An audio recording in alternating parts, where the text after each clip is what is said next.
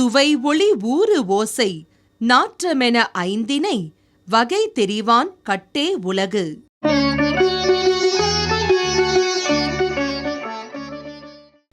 1/12/2016 December மாதம் 1ஆம் தேதி வியாழக்கிழமை. துர்முகி வருடம் கார்த்திகை மாதம் 16ஆம் தேதி. திந்துருணி கௌரி விரதம். தியாஜ்யம் என குறித்திருக்கும் காலத்திற்கு மேல் 3.25 நாழிகை சுபகாரியங்கள் விலக்க வேண்டும்.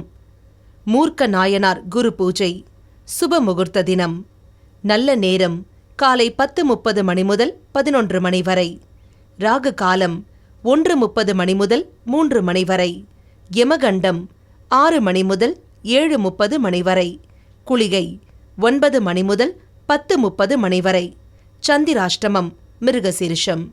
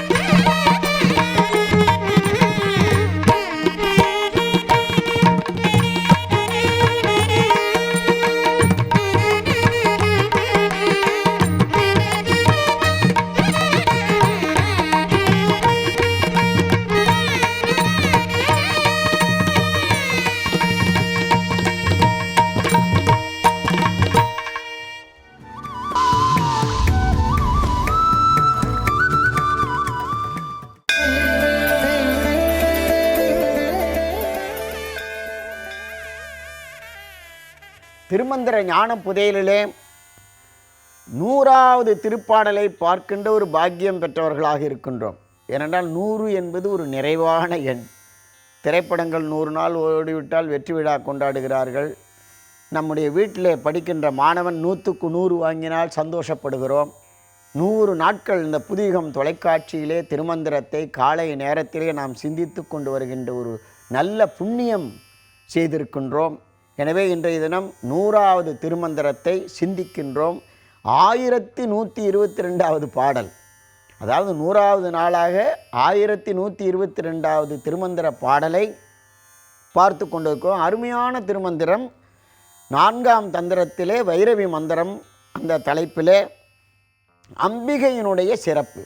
ஆவின் கிழத்தி நல் ஆவடு தந்துரை நாவின் கிழத்தி நலம் புகழ்ந்து ஏத்திடும் தேவின் கிழத்தி திருவாம் சிவமங்கை மேவும் கிழத்தி வினை கடிந்தாளே. இந்த 100வது திருமந்திர நாள் என்ன அருமையான நாள் பாருங்கள். திரு ஆவடுதுறையில் உள்ள கோமுக்தீஸ்வரர்னு பேர் அங்கே உள்ள இறைவனுக்கு. அந்த ஆலயத்தில் அம்பிகை பசுவினுடைய வடிவிலே இருந்து கொண்டு தவம் செய்து சிவனை வணங்கி அருள் பெறுகிறாள். ஏன்னா அம்பாள் பசுவினுடைய அம்சம், சிவன் காளையினுடைய அம்சம். ஆ என்ற சொல்லுக்கு பசு என்று பெயர். அதுதான் ஆங்கிலத்தில் கூட போடுறாங்க. இப்போது பால் பாக்கெட்டுக்கு மேலே ஆவின்னு போடுறாங்க. ஆ என்றால் பசு, அது பசும்பால் அல்ல. இருந்தாலும் பால் என்பதற்கு ஆ என்ற சொல்லிலிருந்து இவங்க ஆவின் என்ற ஒரு சொல்லை எடுத்துக்கொண்டார்கள். நம்முடைய தமிழ் இலக்கியத்திலே ஆ என்ற ஓரெழுத்தொரு மொழிக்கு பசு என்று பெயர். திரு ஆ வடுதுறை அப்படின்னு அந்த ஊருக்கு பேர். அதாவது அம்பிகை பசுவாக நின்று இறைவன் மேல் தவம் செய்து அருள் பெற்ற ஊர். அங்கே தான் இந்த திருமந்திரமே எழுதப்பட்டது. எனவே 100வது நாளில் எவ்வளோ அருமையான பாடல் பாடுங்க. திரு ஆவடுதுறையில் தான் இந்த திருமந்திரமே 3000 பாடல்களும் எழுதப்பட்டது திருமூலரால். அந்த திருவாவடுதுறையை பற்றி இந்த பாடலில் பாடுகின்றார். ஆவின் கிழத்தினல் ஆவடு தன் துறை நாவின் கிழத்தி. ரொம்ப அருமையான தமிழ்ச்சொல். நாவின் கிழத்தினா நாவில் சரஸ்வதி நற்றுணையாக நாபிக்கமலம் நல்வேல் காக்க, கந்தசஷ்டி கவசம். சரஸ்வதி நாவிலே இருக்கிறாள். அதுதான் பேசியதெல்லாம் பலிக்கின்றது, சொன்னதெல்லாம் நடக்கிறது. எனவே சரஸ்வதி நாக்கில் இருக்கணும், அப்போ தான் லட்சுமி பையில் இருப்பாள். நாவின் கிழத்தி என்று அழகாக சொன்னார். 7 அங்கை நங்கைன்னு சொன்னார் திருமூலர். 7 அங்கை நங்கை, எப்பொழுதும் கையில் 7 வைத்து கொண்டு படிக்கக்கூடிய நாவின் கிழத்தி. நலம் புகழ்ந்து ஓங்கிடும் அம்பிகையை வழிபட்டால் கல்வி வரும், செல்வம் வரும், உடலுக்கு பலம் வரும், எல்லா விதமான சக்திகளும் வரும். தேவின் கிழத்தி சதாசிவனுடைய மனைவியாகிய சிவனுடைய அம்பிகை. திருவாம் சிவமங்கை, ரொம்ப அருமையான தமிழ்ச்சொல். சிவமங்கை, சிவனுடைய ஆற்றலுக்கு காரணமாக இருக்கக்கூடிய அம்பிகை சிவமங்கை.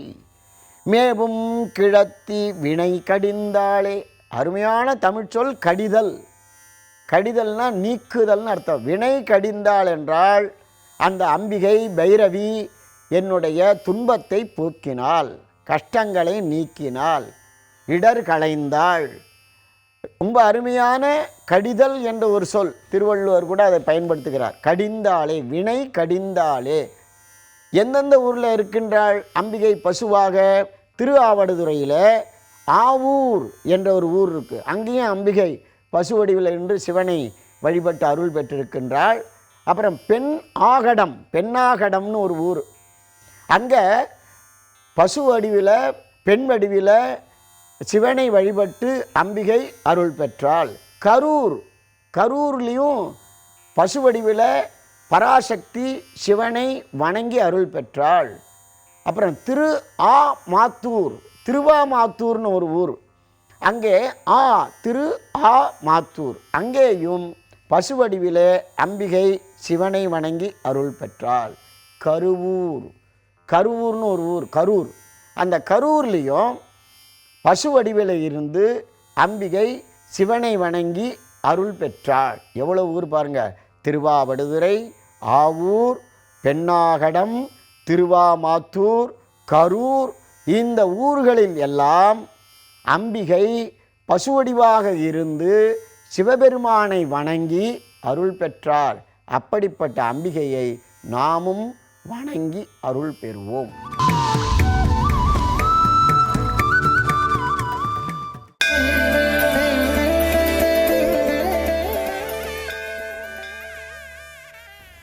ஸ்ரீமதே ராமானுஜாய நம.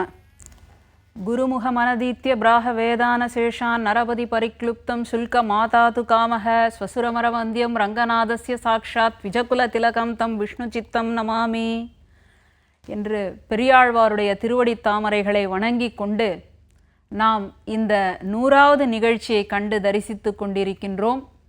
நாம் இப்பொழுது சமீபத்தில் ராமானுஜருடைய உடையவருடைய பாஷ்யக்காரருடைய 1000வது திருநட்சத்திர திருவிழா கொண்டாடுகின்ற ஒரு உயர்ந்த தருணத்தில் நம்முடைய இந்த 100வது நிகழ்ச்சி மிகவும் மகிழ்ச்சி உடையதாக அமைகின்றது.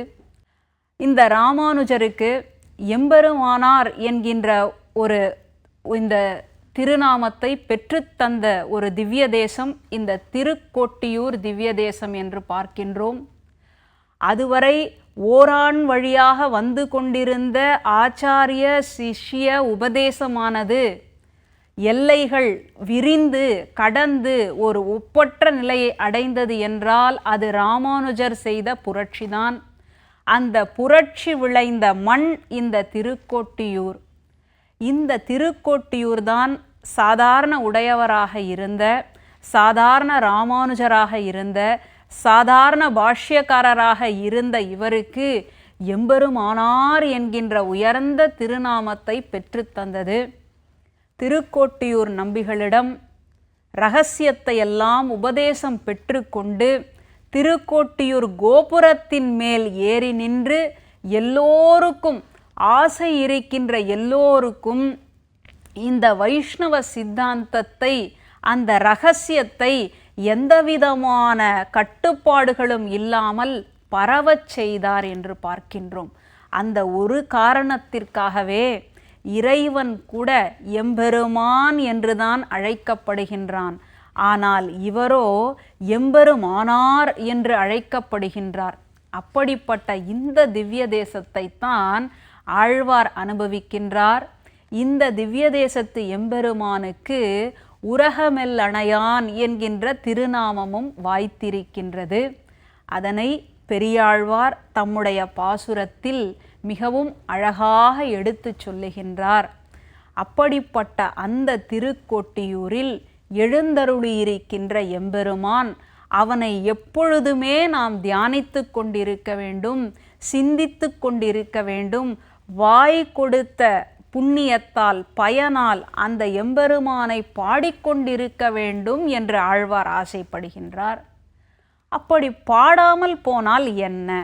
அப்படி பாடாமல் போனால் அவர்கள் பருகுவதான அந்த நீரும் அவர்கள் அணிந்து கொள்வதான அந்த உடையும் பாவம் செய்ததாகவே கருதப்படும் என்று ஒரு ஆச்சரியமான அதிர்ச்சி தரக்கூடிய தகவலை ஆழ்வார் தெரிவிக்கின்றார். தண்ணீருக்கு பாவம் உண்டா? தண்ணீருக்கு தோஷம் உண்டா? ஆடைகளுக்கு அப்படி ஒரு தீமை உண்டா என்று கேட்டால் இருக்கின்றது. யாரெல்லாம் எம்பெருமானை நினைக்காமல் இருக்கின்றார்களோ, யாரெல்லாம் எம்பெருமானை பாடாமல் இருக்கின்றார்களோ, அவர்கள் பருகுவதான நீரும் அவர்கள் அணிந்து கொள்வதான ஆடையும் மிகவும் பாவப்பட்டது என்று கூறுகின்றார். உரகமெல்லணையான் கையில் உரை சங்கம் போல் மட அன்னங்கள் நிறை கணம் பரந்தேறும் செங்கமலவயல் திருக்கோட்டியூர் நரகநாசனை நாவிற்கொண்டழையாத மானிட சாதியர் பருகு நீரும் உடுக்குங் கூரையும் பாவஞ்செய்தனதாங்கொலோ என்று ஆழ்வார் அனுபவிக்கின்றார். எப்படிப்பட்ட திவ்ய தேசம்! எம்பெருமானாருக்கு அந்த திருநாமத்தை பெற்றுத்தந்த திவ்ய தேசம். வயல்களால் சூழ்ந்திருக்கின்றன. அந்த வயல்களில் அன்னப்பறவைகள் அப்படியே அழகாக காணப்படுகின்றன. அது எப்படி இருக்கின்றது என்று கேட்டால், இந்த பெருமானுடைய திருக்கரத்திலே சங்காழ்வான் பாஞ்சஜன்யம் என்று சொல்லக்கூடிய வெண்மையான அந்த சங்காழ்வான் எப்படி வீற்றிருப்பாரோ அதை போல அன்னப்பறவைகள் இந்த திருக்கோட்டியூரில் வீற்றிருக்கின்றன என்று காண்பிக்கின்றார்.